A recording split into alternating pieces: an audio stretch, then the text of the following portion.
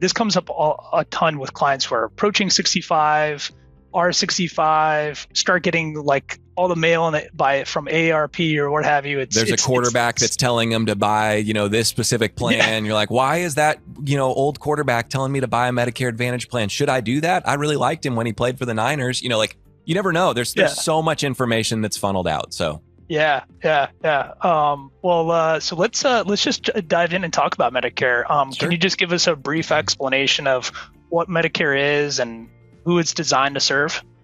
Yeah, it's a great question. So Medicare, not to be confused with Medicaid, and so we'll get that out of the way right away. So Medicare is for folks that are usually folks that are over the age of 65 or have turned 65, and it's a federal healthcare program that you pay into for your entire life. If you've had a job, you've paid Medicare taxes if you've worked in the U.S. And so, you've paid for this for a long time. Medicare's broken up into really 3 or 4 different sections that we'll talk about, but Medicare's been around since the 1960s. There are hedge cases where folks under the age of 65 can qualify for Medicare. Those would be instances where someone has had a disability, typically is what that case would be. They would become Medicare eligible. We can kind of dive into that a little later as well. But most of the time, it's for folks that are over the age of 65. It's been around since the 1960s. It's a federal healthcare program. So that's Medicare kind of in a nutshell from like 30,000 feet. All right. How about the letters we see or hear about? A, B, C, D, E, F, G, although I don't think there's E, F, G. I'm just reciting the alphabet. Yeah, it starts getting really confusing. We call it the alphabet soup of Medicare because there are so many different, different acronyms and different words and different letters. And there's a plan G, but there's part A and B. And how do all those work together? And what do I need to know about those things, right? So we're going to demystify that today, but let's kind of dive into just the initial parts of Medicare, right? So the Medicare, the federal system, there are really 4 parts, and we'll talk about why I really think it's closer to like 3.5 parts. So Part A is the hospital part of Medicare. Usually, Part A is premium free. If you have worked 40 quarters and paid into Medicare for those 40 quarters, you will have premium free Part A, right? So you typically don't pay anything for Medicare Part A. So if you're someone who's turning 65 and might be, still at work, they might say, hey, you need to pick up Medicare Part A. And really, there's no downside to it because there's no cost associated with it in most cases. Part B, as we move in, Part B as in boy, is the medical portion.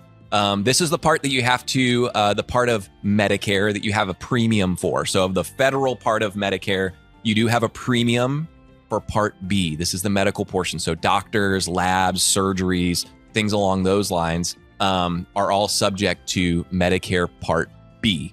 Now, one thing about Medicare Part B is there is a deductible with Medicare Part B, and we won't get into the weeds too much, but the deductible is $240 per calendar year. Now, what happens after you meet that $240 deductible is that Medicare begins to pay 80% and the patient pays 20%. Now, the kicker about Part B is that there's no cap on the 20%.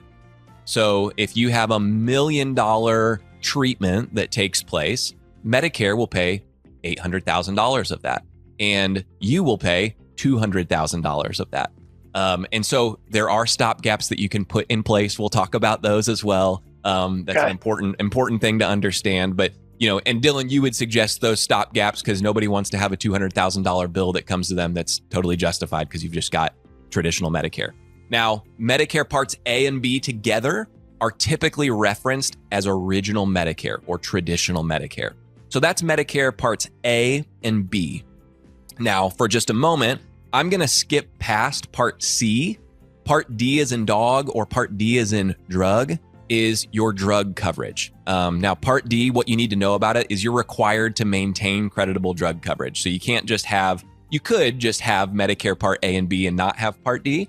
But there's a penalty that's assessed the longer that you go without drug coverage. And so to demystify it a bit further, there are $0 prescription drug plans that are available out there that you can get if you're someone that's very healthy and takes no drugs, right? And so Part D plans, they're required as a part of Medicare. but they are actually provided by private insurance carriers. And so you could have an Aetna Part D plan. You could have a WellCare Part D plan. You could have a United Healthcare Part D plan, right? So you could have different insurance carriers, but you're required to cover prescription drug coverage. We're going to talk about Part C, the last, and this would be kind of the 4 parts of Medicare Part A, B, C, and D. Medicare Part C is commonly known as Medicare Advantage. And so there are a lot of times where people like push back from the table and say, we don't want Medicare Advantage. And what I will say to that is there are certain instances where Medicare Advantage makes a lot of sense. We've had high net worth folks that have said, hey, we want to be on a Medicare Advantage plan because we know exactly what to expect. We know who's administrating it, et cetera. Essentially what a Medicare Advantage plan does, or Part C is it typically combines Medicare Part A, B, and many times Part D. And so it's really taking your Medicare, aggregating it into one piece. And then a Medicare Advantage plan typically does not have a monthly premium. So you go, well, it's free. It combines my stuff. Why wouldn't I want that? Well, essentially what happens is original Medicare, traditional Medicare, Part A and B, as you carry it, has no network, right? So if your doctor accepts Medicare, you can go there. Now, when you've taken a Medicare Advantage plan, you then assume the network of that particular insurance carrier. And so you no longer administrate your own Medicare benefits. The Medicare Advantage carrier does those upon your behalf.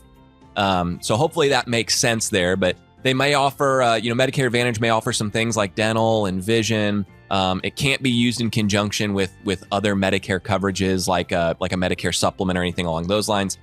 The thing that people need to know about Part C is that it is not original Medicare. You don't have to take Part C. And so we'll get into a little bit further, kind of the conversation between, do I need a Medicare supplement? Do I need a Medicare Advantage plan? Do I need anything? What do I need? But the important thing to know is that Part A, B is traditional and original Medicare. Part D is drug coverage. And Part C is Medicare Advantage.